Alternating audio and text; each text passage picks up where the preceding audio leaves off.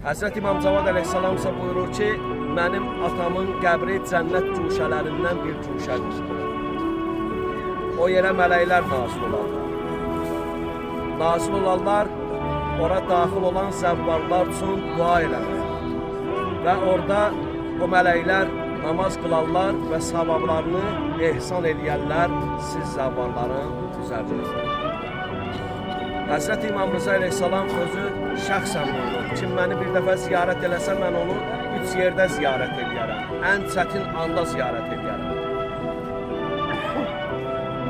Ən çətin anda, o ən çətin andır ki, heç bir yaxın insan, doğma belə o insana yaxın dura bilmir, köməklik eləyə bilmir. İnsanın ölüm alır. Ki, əlindən heç nə gəlmir.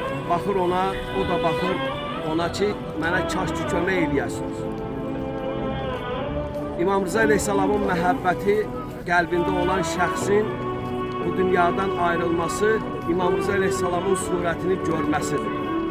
Ki, bu dünyadan ayrılanda o kəs ki, İmam Rıza əleyhissalamın eşqi ilə dünyasını dəyişir və məhəbbəti olub, ağanın zəvvarı olub, ağa gələr onun başınıza. Və qiyamət günündə tərəzinin yanında İmam Rıza əleyhissalam buyurur ki, mən ona köməkçi olaram. O ki, savab və pis əməllər bir tərəziyə qoyular, ölçülər. O zaman mən gələrəm tərəzidə onun yanında dayanaram. Ki, Allahdan bağışlanmaq istəyərəm.